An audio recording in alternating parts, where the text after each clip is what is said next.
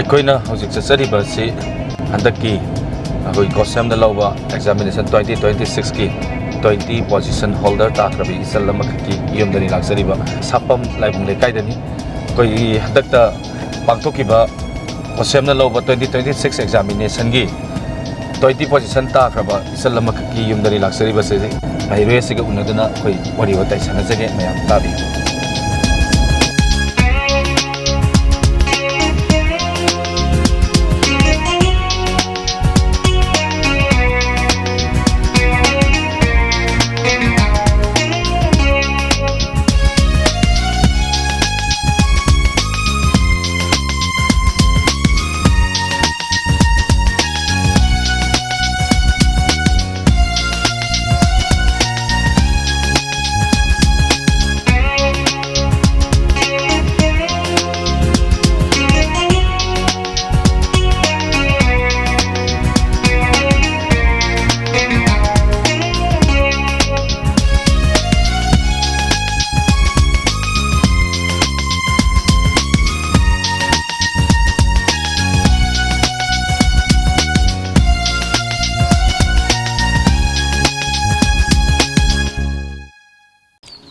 ꯑꯩꯈꯣꯏꯅ ꯍꯧꯖꯤꯛ ꯂꯩꯖꯔꯤꯕꯁꯤ ꯈꯣꯡꯖꯣꯝ ꯁꯥꯄꯝ ꯂꯥꯏꯕꯨꯡꯗ ꯍꯟꯗꯛꯇ ꯄꯥꯡꯊꯣꯛꯈꯤꯕ ꯀꯣꯁꯦꯝꯅ ꯂꯧꯕ ꯍꯥꯌꯔ ꯁꯦꯀꯦꯟꯗꯔꯤ ꯑꯦꯛꯖꯥꯃꯤꯅꯦꯁꯟ 2026ꯀꯤ 20 ꯄꯣꯖꯤꯁꯟ ꯇꯥꯕꯤꯈ꯭ꯔꯕ ꯏꯆꯜ ꯑꯁꯤꯒꯤ ꯃꯅꯥꯛꯇꯅꯤ ꯑꯩꯈꯣꯏꯅ ꯂꯩꯖꯔꯤꯕꯁꯤ ꯁꯥꯄꯝ ꯔꯥꯃꯥ ꯗꯦꯕꯤ ꯑꯄꯣꯛꯄꯒꯤ ꯃꯤꯡꯅ ꯁꯥꯄꯝ ꯀꯨꯟꯖꯕꯤꯍꯥꯔꯤ ꯑꯃꯗꯤ ꯑꯄꯣꯛꯄꯤꯒꯤꯅ ꯁꯥꯄꯝ ꯏꯅꯥꯎꯕꯤ ꯁꯥꯄꯝ ꯂꯥꯏꯕꯨꯡ ꯂꯩꯀꯥꯏꯗꯅꯤ ꯑꯩꯈꯣꯏꯅ ꯍꯧꯖꯤꯛ ꯂꯩꯖꯔꯤꯕꯁꯤ ꯏꯆꯜꯒꯤ ꯁꯦꯜꯐ ꯏꯟꯇ꯭ꯔꯣ ꯍꯥꯏꯇꯥꯔꯦ ꯑꯩꯒꯤ ꯃꯤꯡ ꯁꯥꯄꯝ ꯔꯥꯃꯥ ꯗꯦꯕꯤ ꯑꯩ ꯕꯤꯖꯤꯅꯦꯁ ꯀ꯭ꯔꯤꯌꯦꯇꯤꯞ ꯁ꯭ꯀꯨꯜ ꯑꯣꯐ ꯁꯥꯏꯟꯁꯇ ꯇꯝꯖꯔꯦ ꯑꯗꯨꯒ ꯑꯩꯁꯦ ꯁꯥꯏꯟꯁ ꯁ꯭ꯇ꯭ꯔꯤꯝꯗꯒꯤꯅꯦ ꯑꯩꯕꯨ ꯄꯣꯛꯄ ꯕꯕꯥꯒꯤ ꯃꯤꯡꯅ ꯁꯥꯄꯝ ꯀꯨꯟꯖꯕꯤꯍꯥꯔꯤ ꯁꯤꯡ ꯑꯃꯗꯤ ꯑꯩꯕꯨ ꯄꯣꯛꯄ ꯃꯃꯥꯒꯤꯅ ꯁꯥꯄꯝ ꯏꯅꯥꯎꯕꯤ ꯗꯦꯕꯤ ꯑꯣꯀꯦ ꯄꯤꯁꯤ ꯀꯌꯥꯅꯣ ꯍꯧꯖꯤꯛ ꯏꯆꯜꯒꯤꯁꯦ 90.2 ꯌꯥꯝ ꯊꯥꯒꯠꯅꯤꯡꯉꯥꯏꯅꯤ ꯑꯗꯨꯒ ꯏꯆꯜ ꯁ꯭ꯀꯨꯜꯒꯤ ꯀꯗꯥꯏꯗꯒꯗꯤ ꯇꯝꯕꯤꯔꯛꯏ ꯑꯩꯁꯦ ꯑꯗꯨꯝ ꯀ꯭ꯂꯥꯁ A ꯗꯒꯤꯅ ꯀ꯭ꯂꯥꯁ 10 ꯐꯥꯎꯕꯗꯤ ꯈꯣꯡꯖꯣꯝ ꯁ꯭ꯇꯦꯟꯗꯔꯠ ꯏꯪꯂꯤꯁ ꯁ꯭ꯀꯨꯜꯗ ꯇꯝꯃꯛꯑꯦ ꯑꯗꯨꯒ 11-12ꯅ ꯕꯤꯖꯟ ꯀ꯭ꯔꯤꯌꯦꯇꯤꯞ ꯁ꯭ꯀꯨꯜ ꯑꯣꯐ ꯁꯥꯏꯟꯁꯇ ꯁ꯭ꯀꯨꯜꯒꯤ ꯂꯥꯏꯐꯇ ꯏꯆꯜꯒꯤ ꯑꯦꯛꯖꯥꯃꯤꯅꯦꯁꯟꯗ ꯍꯥꯏꯇꯥꯔꯦꯅꯦ ꯄꯣꯖꯤꯁꯟ ꯍꯣꯜꯗꯔꯒꯗꯤ ꯇꯥꯕꯤꯕ꯭ꯔꯥ ꯑꯩꯁꯦ ꯑꯗꯨꯝ ꯁ꯭ꯀꯨꯜꯒꯤ ꯔꯦꯡꯛꯇꯗꯤ ꯑꯗꯨꯝ ꯄꯤꯛꯂꯤꯉꯩꯗꯒꯤ ꯑꯗꯨꯝ ꯌꯥꯎꯖꯔꯦ ꯁ꯭ꯀꯨꯜꯒꯤ ꯀꯔꯤ ꯀꯝꯄꯤꯇꯤꯁꯟꯒ ꯌꯥꯎꯕꯤꯔꯛꯀꯦ ꯔꯤꯁꯥꯏꯇꯦꯁꯟꯒꯨꯝꯕ ꯑꯗꯨꯝ ꯌꯥꯎꯖꯔꯦ ꯑꯗꯨꯗꯗꯤ ꯑꯗꯨꯝ ꯃꯅꯥ ꯐꯪꯉꯛꯄꯒ ꯑꯗꯨꯝ ꯌꯥꯎꯕꯤꯈꯤꯕ꯭ꯔꯥ ꯏꯆꯜ ꯁꯦꯀꯦꯟ ꯊꯥꯔꯠ ꯇꯥꯏ ꯐꯥꯔꯁꯃꯛꯇꯤ ꯇꯥꯖꯔꯛꯇꯦ ꯁ꯭ꯀꯨꯜꯒꯤ ꯐꯪꯁꯟꯗ ꯖꯒꯣꯏꯒꯨꯝꯕ ꯏꯁꯩꯒꯨꯝꯕꯗꯤ ꯑꯗꯨꯝ ꯌꯥꯎꯕꯤꯔꯛꯄ꯭ꯔꯥ ꯑꯩ ꯖꯒꯣꯏ ꯏꯁꯩꯒꯨꯝꯕꯗꯤ ꯀꯌꯥ ꯌꯥꯎꯖꯔꯛꯇꯦ ꯑꯗꯨꯒ ꯑꯩꯈꯣꯏꯒꯤ ꯁ꯭ꯀꯨꯜꯒꯤ ꯍꯧꯗꯣꯛꯄꯒꯤ ꯑꯗꯨꯝ ꯁ꯭ꯀꯨꯜꯒꯤ ꯏꯁꯩꯒꯨꯝꯕꯗꯤ ꯁꯛꯄꯗ ꯌꯥꯎꯖꯔꯤ ꯑꯣꯀꯦ ꯑꯗꯨꯒ ꯁꯥꯟꯅ ꯈꯣꯠꯅꯕꯗ ꯃꯅꯥ ꯐꯪꯕꯒꯗꯤ ꯑꯗꯨꯝ ꯌꯥꯎꯕꯤꯈ꯭ꯔꯕ꯭ꯔꯥ ꯁ꯭ꯄꯣꯔꯠꯁꯀꯤ ꯍꯥꯏꯇꯥꯔꯦ ꯁ꯭ꯀꯨꯜꯗ ꯁꯤꯒꯨꯝꯕ ꯅꯠꯇ꯭ꯔꯒꯅ ꯌꯥꯎꯁꯪ ꯁ꯭ꯄꯣꯔꯠꯁ ꯑꯣꯏꯔꯁꯨ ꯌꯥꯏ ꯑꯦꯅꯤ ꯁ꯭ꯄꯣꯔꯠꯁꯀꯤ ꯂꯥꯏꯟꯗ ꯃꯅꯥ ꯐꯪꯕꯒꯗꯤ ꯑꯗꯨꯝ ꯂꯩꯕꯤꯈ꯭ꯔꯕ꯭ꯔꯥ ꯂꯝꯖꯦꯟꯒꯨꯝꯕ ꯑꯗꯨꯝ ꯌꯥꯎꯔꯦ ꯏꯍꯩ ꯇꯝꯕꯗ ꯏꯃꯨꯡ ꯃꯅꯨꯡꯅ ꯍꯣꯠꯅꯕꯤꯔꯛꯄꯗ ꯀꯔꯤ ꯅꯤꯡꯕ ꯊꯨꯡꯗꯕꯒꯗꯤ ꯂꯩꯕꯤꯒꯦ ꯅꯤꯡꯕ ꯊꯨꯡꯗꯕ ꯑꯩꯒꯤ ꯑꯣꯏꯅꯗꯤ ꯀꯩꯁꯨꯗꯤ ꯂꯩꯇꯦ ꯏꯃꯥ ꯕꯕꯥꯅ ꯍꯣꯠꯅꯕꯤꯕꯁꯤꯅꯗꯤ ꯑꯗꯨꯝ ꯌꯥꯖꯔꯦ ꯑꯣꯀꯦ ꯑꯗꯨꯒ ꯃꯣꯕꯥꯏꯜꯁꯦ ꯑꯗꯨꯃꯛ ꯁꯤꯖꯤꯟꯅꯩ ꯍꯥꯏꯇꯥꯔꯦ ꯑꯗꯨꯝ ꯄꯤꯛꯏꯕ ꯑꯉꯥꯡꯁꯤꯡꯗꯒꯤ ꯑꯗꯨ ꯏꯆꯜꯗꯤ ꯃꯣꯕꯥꯏꯜ ꯁꯤꯖꯤꯟꯅꯕꯤꯕ꯭ꯔꯥ ꯀꯔꯤ ꯍꯤꯔꯝꯗ ꯁꯤꯖꯤꯟꯅꯕꯤ ꯑꯩ ꯑꯗꯨꯝ ꯃꯣꯕꯥꯏꯜ ꯁꯤꯖꯤꯟꯅꯩ ꯍꯥꯟꯅ ꯀꯣꯚꯤꯗꯀꯤ ꯃꯇꯝꯗꯒꯤ ꯑꯗꯨꯝ ꯑꯣꯟꯂꯥꯏꯟ ꯀ꯭ꯂꯥꯁ ꯇꯧꯕ ꯍꯧꯖꯔꯦ ꯑꯗꯒꯤ ꯈꯒ ꯑꯩꯗꯤ ꯁ꯭ꯀꯨꯜꯗ ꯑꯣꯖꯥꯅ ꯇꯝꯕꯤꯕ ꯐꯪꯗ꯭ꯔꯕꯅꯤꯅ ꯑꯩꯅ ꯌꯨꯝꯗ ꯁꯨꯝ ꯊꯤꯖꯤꯟꯖꯔꯒ ꯈꯒ ꯄꯥꯖꯕ ꯁꯤꯒꯨꯝꯕ ꯂꯥꯏꯔꯤꯛꯀꯤ ꯃꯔꯝꯗ ꯁꯤꯖꯤꯟꯅꯖꯩ ꯑꯣꯀꯦ ꯑꯗꯨꯒ ꯅꯣꯡꯃꯗ ꯏꯆꯟꯅ ꯍꯧꯖꯤꯛ 20 ꯄꯣꯖꯤꯁꯟ ꯇꯥꯅꯕ ꯍꯣꯠꯅꯔꯛꯄ ꯃꯇꯝꯗ ꯅꯣꯡꯃꯗ ꯄꯨꯡ ꯀꯌꯥꯃꯨꯛꯇꯤ ꯂꯥꯏꯔꯤꯛ ꯄꯥꯕꯤꯔꯛꯏ ꯏꯁꯥꯒꯤ ꯑꯣꯏꯅ ꯀꯛꯅꯕ ꯄꯨꯡꯗꯤ ꯂꯩꯖꯗꯦ ꯑꯩꯅ ꯉꯝꯃꯤ ꯃꯈꯩ ꯍꯥꯏꯗꯤ ꯄꯥꯅꯤꯡꯕ ꯃꯇꯝ ꯐꯥꯎꯕꯗꯤ ꯑꯗꯨꯝ ꯄꯥꯖꯩ ꯏꯆꯜꯅ ꯃꯍꯩ ꯇꯝꯃꯛꯄꯗ ꯀꯔꯤ ꯁꯕꯖꯦꯛꯅꯒꯗꯤ ꯏꯍꯩ ꯍꯩꯅꯩ ꯑꯩꯁꯦ ꯑꯗꯨꯝ ꯃꯦꯠꯁꯇꯤ ꯑꯗꯨꯝ ꯍꯩꯅꯩ ꯀꯔꯤ ꯁꯕꯖꯦꯛꯇ ꯇ꯭ꯌꯨꯁꯟ ꯇꯧꯏ ꯏꯆꯜ ꯑꯩꯁꯦ ꯑꯗꯨꯝ ꯃꯦꯠꯁꯇꯤ ꯑꯩꯒꯤ ꯑꯣꯏꯅꯗꯤ ꯑꯗꯨꯝ ꯇꯧꯖꯔꯦ ꯑꯗꯨꯒ ꯀꯦꯃꯤꯁꯇ꯭ꯔꯤ ꯐꯤꯖꯤꯛꯁꯀꯨꯝꯕ ꯁꯤꯁꯦ ꯑꯩ ꯑꯗꯨꯝ ꯀꯣꯔꯁꯁꯦ ꯐꯨꯜꯗꯤ ꯇꯧꯕ ꯉꯝꯖꯍꯧꯗ꯭ꯔꯦ ꯑꯗꯨꯒ ꯐꯥꯎꯟꯗꯦꯁꯟꯗꯤ ꯇꯧꯍꯧꯋꯤ ꯑꯗꯨꯒ ꯑꯁꯣꯟꯕ ꯁꯕꯖꯦꯛꯁꯦ ꯀꯅꯥꯒ ꯇꯥꯟꯅꯕꯤ ꯁ꯭ꯀꯨꯜꯒꯤ ꯑꯣꯖꯥꯁꯤꯡ ꯑꯃ ꯑꯗꯨꯝ ꯇꯥꯟꯅꯖꯩ ꯁ꯭ꯀꯨꯜꯒꯤ ꯑꯣꯖꯥꯁꯤꯡꯒ ꯑꯗꯨꯒ ꯀꯣꯏꯕ ꯂꯥꯡꯕ ꯊꯥꯕꯜ ꯑꯗꯨꯝ ꯌꯥꯎꯕꯤꯔꯛꯄ꯭ꯔꯥ ꯌꯥꯎꯔꯛꯇꯕ꯭ꯔꯥ ꯑꯩ ꯆꯠꯆꯔꯛꯇꯦ ꯑꯗꯨꯝ ꯑꯗꯨꯝ ꯂꯥꯏꯔꯤꯛ ꯄꯥ ꯂꯩꯔꯦꯕꯀꯣ ꯑꯗꯨꯒ ꯏꯁꯩꯒꯤ ꯃꯈꯣꯜꯅ ꯊꯥꯕꯜꯒꯤ ꯃꯈꯣꯜꯅ ꯏꯆꯟꯅ ꯂꯥꯏꯔꯤꯛ ꯄꯥꯕꯗ ꯑꯌꯦꯠꯄꯒꯗꯤ ꯑꯗꯨꯝ ꯄꯤꯔꯛꯄ ꯂꯩꯈꯤꯕ꯭ꯔꯥ ꯊꯥꯕꯜꯒꯥꯏꯗ ꯆꯣꯡꯍꯟꯅꯤꯡꯗꯕꯒ ꯏꯆꯜꯒꯤ ꯊꯃꯣꯏꯗꯒ ꯐꯥꯎꯔꯛꯄ ꯌꯥꯎꯕ꯭ꯔꯥ ꯑꯗꯨꯝ ꯆꯣꯡꯍꯟꯅꯤꯡꯗꯕꯗꯤ ꯐꯥꯎꯗꯦ ꯍꯥꯏꯗꯤ ꯆꯍꯤ ꯑꯃꯗ ꯑꯃꯨꯛꯇꯪ ꯂꯥꯛꯄꯅꯤꯅ ꯃꯤ ꯃꯌꯥꯝꯁꯨ ꯂꯣꯏꯅ ꯌꯥꯎꯅꯅꯤꯡꯉꯤꯅꯦꯅ ꯑꯗꯨꯝ ꯏꯁꯥꯒꯤ ꯍꯥꯏꯗꯤ ꯑꯗꯨꯗ ꯍꯦꯟꯅ ꯐꯣꯀꯁ ꯄꯤꯗꯕꯤꯗ ꯑꯩꯅ ꯇꯧꯔꯤꯕ ꯊꯕꯛꯇꯨꯗ ꯍꯦꯟꯅ ꯃꯥꯏ ꯆꯪꯖꯜꯂꯦ ꯑꯣꯀꯦ ꯍꯧꯖꯤꯛ IDPꯁꯤꯡ ꯔꯤꯂꯤꯐ ꯀꯦꯝꯗ ꯊꯣꯛꯂꯤꯕ ꯂꯥꯟꯁꯤꯅ ꯃꯔꯝ ꯑꯣꯏꯔꯀꯥꯟꯗ ꯌꯨꯝ ꯀꯩ ꯃꯩ ꯊꯥꯗꯣꯛꯈ꯭ꯔꯕ ꯅꯈꯣꯏꯒꯨꯝꯕꯤ ꯁꯥꯇ꯭ꯔ ꯂꯥꯏꯔꯤꯛ ꯃꯍꯩ ꯇꯝꯂꯤꯕ ꯁꯥꯇ꯭ꯔ ꯃꯌꯥꯝ ꯑꯃ ꯂꯩ ꯍꯥꯏꯇꯥꯔꯦ ꯃꯗꯨ ꯃꯈꯣꯏꯒꯤꯗꯃꯛ ꯃꯔꯤ ꯂꯩꯅꯕꯁꯤꯡꯗ ꯀꯔꯤ ꯍꯥꯏꯕꯤꯅꯤꯡꯉꯤ ꯏꯆꯟ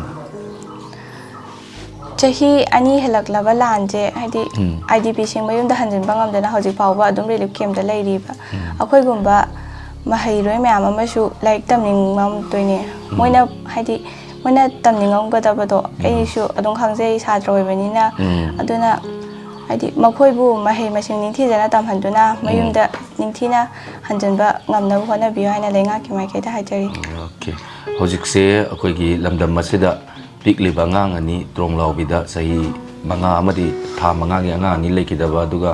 ꯃꯤꯆꯝ 3 ꯍꯥꯠꯈꯤꯕ ꯑꯗꯨꯒꯤ ꯃꯇꯥꯡꯗ ꯍꯧꯖꯤꯛꯁꯦ ꯂꯝꯗꯝ ꯑꯁꯤꯗ ꯏꯔꯥꯡꯁꯦ ꯑꯗꯨꯛꯀꯤ ꯃꯇꯤꯛ ꯍꯦꯟꯅ ꯀꯟꯖꯜꯂꯛꯄꯒꯨꯝ ꯎꯔꯤ ꯃꯁꯤꯒꯤ ꯃꯇꯥꯡꯗꯗꯤ ꯀꯔꯤ ꯍꯥꯏꯕꯤꯅꯤꯡꯉꯤ ꯀꯩꯁꯨ ꯈꯪꯖꯗ꯭ꯔꯤꯕ ꯑꯉꯥꯡ ꯑꯅꯤꯗꯨꯕꯨ ꯇꯨꯝꯃꯤꯉꯩꯗꯨꯗ ꯍꯥꯠꯇꯣꯛꯄꯤꯔꯦ ꯑꯗꯨꯒ ꯍꯧꯖꯤꯛ ꯐꯥꯎꯕ ꯂꯪꯅꯥ ꯍꯟꯖꯤꯟ ꯑꯃꯠꯇ ꯄꯨꯊꯣꯛꯄꯤꯗꯦ ꯂꯩꯉꯥꯛꯅ ꯃꯁꯤꯒꯤꯗꯃꯛꯇ ꯍꯥꯏꯗꯤ ꯊꯧꯗꯣꯛꯇꯨꯗ ꯆꯦꯟꯅꯔꯤꯕ ꯃꯤꯑꯣꯏꯁꯤꯡ ꯑꯗꯨ ꯂꯩꯉꯥꯛꯅ ꯃꯤꯠꯌꯦꯡ ꯆꯪꯕꯤꯌꯨ ꯍꯥꯏꯅ ꯍꯥꯏꯖꯅꯤꯡꯉꯤ ꯏꯆꯟꯒꯤ ꯄꯨꯟꯁꯤꯗ ꯀꯔꯤ ꯑꯣꯏꯒꯦꯅ ꯈꯟꯕꯤꯔꯤ ꯍꯧꯖꯤꯛꯁꯦ ꯀꯔꯤ ꯃꯈꯥ ꯇꯥꯅ ꯍꯣꯠꯅꯕꯤꯒꯦꯅ ꯈꯟꯕꯤꯔꯤ ꯑꯩꯁꯦ ꯍꯧꯖꯤꯛ BSc in Data Science ꯇꯝꯃꯒ ꯗꯥꯇꯥ ꯁꯥꯏꯟꯇꯤꯁ ꯑꯃ ꯑꯣꯏꯅꯤꯡꯉꯤ ꯑꯣꯀꯦ ꯁꯣꯏꯗꯅ ꯑꯣꯏꯕ ꯉꯝꯕ ꯑꯣꯏꯁꯅꯨ ꯑꯗꯨꯒ ꯏꯃꯥ ꯄꯥꯕꯨꯡꯒꯤ ꯅꯤꯡꯕ ꯊꯨꯡꯍꯟꯕꯁꯨ ꯑꯣꯏꯔꯁꯅꯨꯀꯣ ꯏꯆꯟ ꯑꯩꯒ ꯍꯧꯖꯤꯛꯃꯨꯛ ꯐꯝꯃꯤꯟꯅꯔꯤꯕꯁꯤ ꯑꯩꯈꯣꯏꯒꯤ ꯔꯥꯃꯥꯒꯤ ꯄꯥꯕꯨꯡꯅꯤ ꯍꯥꯏꯕ ꯇꯥꯔꯦ ꯑꯗꯣ ꯄꯥꯕꯨꯡ ꯔꯥꯃꯥꯒꯤ ꯃꯆꯤꯟ ꯃꯅꯥꯎꯁꯤ ꯀꯌꯥ ꯑꯣꯏꯕꯤꯗꯣꯏꯅꯣ ꯃꯆꯤꯟ ꯃꯅꯥꯎ 2ꯅꯤ ꯅꯨꯄꯥ ꯑꯃꯒ ꯅꯨꯄꯤ ꯑꯃꯒ ꯃꯍꯥꯛꯅ ꯀꯌꯥ ꯁꯨꯕ ꯑꯣꯏꯕꯤꯗꯣꯏꯅꯣ ꯔꯥꯃꯥꯅ 2 ꯁꯨꯕ ꯑꯩꯈꯣꯏꯒꯤ ꯂꯥꯏꯔꯤꯛ ꯑꯉꯥꯡꯁꯤꯡ ꯑꯁꯤꯅ ꯃꯍꯩ ꯇꯝꯕ ꯃꯇꯝꯗ ꯀꯔꯤ ꯀꯔꯤ ꯑꯋꯥ ꯑꯅꯥꯗꯤ ꯊꯦꯡꯅꯕꯤ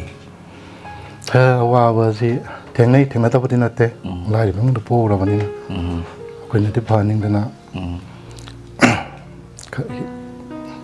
ꯈꯔ ꯍꯦꯟꯅ ꯏꯝꯄ꯭ꯔꯨꯚꯃꯦꯟ ꯑꯣꯏꯅꯕꯅꯤꯅ ꯍꯣꯠꯅꯁꯤꯟꯕꯗꯣ ꯄꯩꯁꯥꯒꯤ ꯀꯩꯅꯣꯅꯤꯅ ꯑꯩꯈꯣꯏꯅ ꯃꯄꯨꯡ ꯐꯥꯅ ꯃꯅꯤꯡ ꯊꯨꯡꯍꯟꯕꯗꯤ ꯉꯝꯈꯤꯗ꯭ꯔꯦ ꯑꯗꯨꯒ ꯑꯩꯈꯣꯏꯅ ꯏꯆꯥꯅꯨꯄꯤꯅ ꯍꯥꯏꯕ ꯇꯥꯔꯦ ꯁꯥꯄꯝ ꯔꯥꯃꯥꯅ 20 ꯄꯣꯖꯤꯁꯟ ꯂꯥꯛꯄꯁꯤꯗ ꯄꯥꯕꯨꯡꯒꯤ ꯃꯥꯏꯀꯩꯗꯒꯤ ꯀꯔꯤ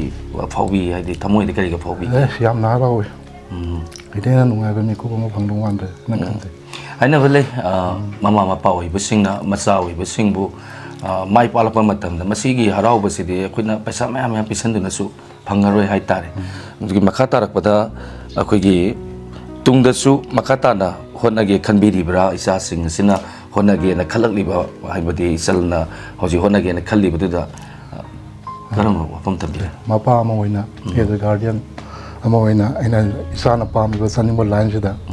ꯑꯩꯅ ꯉꯝꯃꯕ ꯃꯇꯦꯡ ꯇꯧꯗꯅ ꯆꯠꯍꯟꯒꯦꯅ ꯈꯟꯖꯔꯤ ꯑꯣꯀꯦ ꯃꯆꯤꯟ ꯃꯅꯥꯎꯁꯤꯡꯁꯤꯗ ꯏꯆꯜꯗꯤ ꯍꯧꯖꯤꯛ 12th ꯀꯥꯔꯤ ꯑꯗꯨꯒ ꯑꯇꯩꯁꯤꯡꯁꯤꯗꯤ ꯀꯔꯤ ꯀ꯭ꯂꯥꯁ ꯇꯝꯕꯤꯔꯤ ꯀꯩ ꯍꯣꯠꯅꯕꯤꯔꯤ ꯃꯕꯨꯡꯁꯤꯅ ꯒ꯭ꯔꯦꯖꯨꯋꯦꯠ ꯂꯣꯏꯕꯁꯤ ꯆꯍꯤ 2 years 3 years ꯑꯃ ꯁꯨꯔꯝꯃꯅꯤ ꯒ꯭ꯔꯦꯖꯨꯋꯦꯠ ꯂꯣꯏꯔꯒ ꯃꯥ ꯍꯧꯖꯤꯛ ꯀꯩꯅꯣꯝꯃ ꯁꯤꯟꯐꯝ ꯌꯥꯕ ꯑꯃ ꯀꯟꯅꯗꯤ ꯊꯤꯖꯔꯤ ꯑꯗꯨꯒ ꯏꯆꯥꯁꯤꯡꯗꯗꯤ ꯑꯄꯥꯝꯕꯗꯤ ꯍꯥꯏꯔꯤ ꯑꯗꯨꯕꯨ ꯃꯃꯥ ꯃꯄꯥ ꯑꯣꯏꯕꯁꯤꯡꯒꯤ ꯃꯥꯏꯀꯩꯗꯒꯤꯗꯤ ꯀꯔꯤꯒꯗꯤ ꯑꯣꯏꯍꯟꯅꯤꯡꯕ ꯂꯩ ꯏꯆꯥꯁꯤꯡꯅ ꯇꯧꯔꯤꯕꯁꯤꯅ ꯍꯦꯟꯅ ꯑꯩꯈꯣꯏꯅ ꯍꯦꯟꯅ ꯃꯇꯦꯡ ꯄꯥꯡꯁꯤꯜꯂꯀꯥꯟꯗ ꯏꯆꯥꯁꯤꯡꯁꯤꯒꯤ ꯃꯅꯤꯡ ꯑꯗꯨꯝ ꯊꯨꯡꯍꯟꯈ꯭ꯔꯒꯦ ꯍꯥꯏꯅ ꯈꯟꯕꯤꯕ꯭ꯔꯥ ꯑꯣꯏꯍꯟꯅꯤꯡꯕꯕꯨꯗꯤ ꯑꯄꯥꯝꯕ ꯃꯃꯥ ꯃꯄꯥꯒꯤ ꯑꯄꯥꯝꯕꯗꯤ ꯃꯌꯥꯝ ꯂꯩ ꯂꯩꯕꯗꯣ ꯑꯗꯨꯗꯤ ꯍꯌꯦꯡ ꯃꯥꯅ ꯍꯣꯠꯅꯖꯒꯗꯧꯔꯤꯕꯅꯤ나 ꯃꯥꯅ ꯉꯝꯃꯣꯏꯗꯧꯕꯗ ꯁꯤ ꯇꯧ ꯍꯥꯏꯕꯗꯨꯗꯤ ꯑꯩꯈꯣꯏ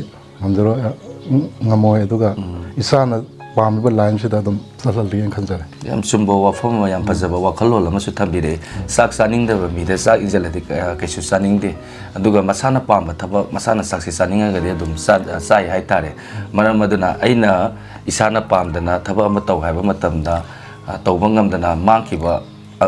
ꯁꯥꯇ꯭ꯔꯁꯤꯡ ꯑꯗꯨꯛꯀꯤ ꯃꯇꯤꯛ ꯌꯥꯝꯅ ꯂꯩ ꯂꯝꯗꯝ ꯑꯁꯤꯗꯁꯨ ꯃꯃꯥ ꯃꯄꯥꯅ ꯍꯥꯏꯕ ꯂꯝꯕꯤꯗꯨꯗ ꯆꯠꯂꯨ ꯍꯥꯏꯗꯅ ꯅꯝꯐꯨꯗ ꯁꯥꯐꯨꯗ ꯆꯠꯍꯟꯕꯗꯒꯤ ꯑꯣꯏꯔꯣꯏꯗꯕ ꯃꯃꯤ ꯇꯥꯔꯛꯇꯅ ꯁꯥꯇ꯭ꯔ ꯃꯥꯡꯈꯤꯗꯕ ꯌꯥꯎꯗꯕꯁꯨ ꯅꯠꯇꯦ ꯂꯝꯗꯝ ꯑꯁꯤꯗ ꯍꯧꯖꯤꯛ ꯐꯝꯃꯤꯟꯅꯔꯤꯕ ꯑꯁꯤ ꯑꯩꯈꯣꯏꯒꯤ ꯁꯥꯄꯝ ꯔꯥꯃꯥꯒꯤ ꯑꯄꯣꯛꯄꯤꯅꯤ ꯑꯗꯣ ꯏꯗꯣꯝꯆꯥ ꯑꯉꯥꯡ 3ꯅꯦꯅ ꯇꯥꯛꯄꯤꯔꯦ ꯑꯗꯣ ꯑꯉꯥꯡ 2 ꯑꯅꯤ Okay, angang ani ne takpire mabung amaga ko. Angang ani sina mahi tamak pada kari awawa thengnabire aduga kakana honabada indom sana sumateng pangjambibra larik tam ku matam da angang sing sina kaya ni tuition chatpagi matam aduga kuigi larik pabagi matam kaisi indom sawina dum habibra masana khangna dum pa kamai tawbi.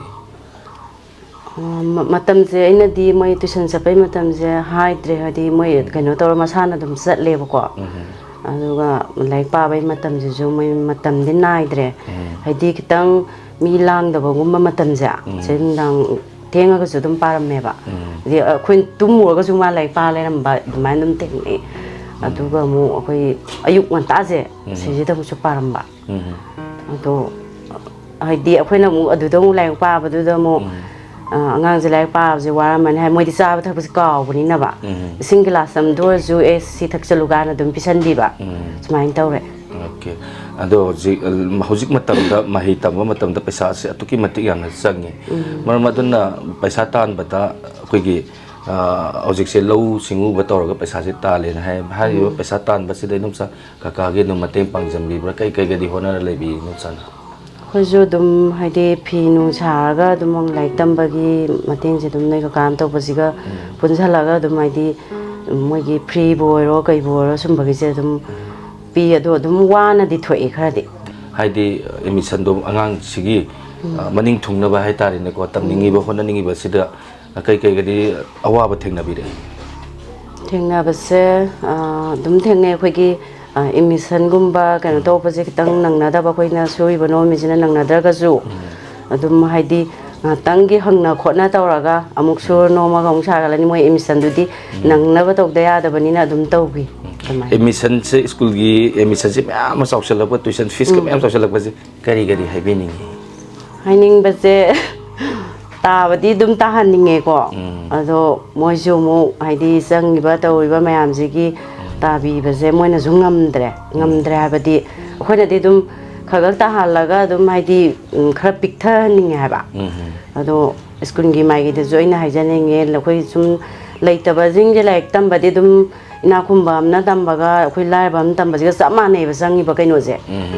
ado kitang haidi khoi service ta hok da ba jing jai tare ko so no ma to ba jing si ji kitang yeng hanning hai tare moina sum free gum ba thi ba kho pa da kitang ta hanning ba sum ba de dum lai hoi dum mama pa ma oi ba gi khoi su angam ba level da dum hona ninge ba ko ado na ba yek pa yaw da di dum ngam ga da su khalle haidi ngamoi haiba ju haiba du ngai ti haiba dung ngam ne na khalle haiba dumaina. Okay, akoina luxury ba Diamond TV Wahong radio gi maike de ni luxury ba se koi gi Wahong radio gi Diamond TV gi studio de gi 1.5 km gum sangaga khongjom sapam lai bung da leiba andak 20 position ta karbisen sapam Rama ga ni koina makoi gi family ga ni koina unajari ba se tagat sari mi yeng tabiri ba pona ma pomukana khudum sari.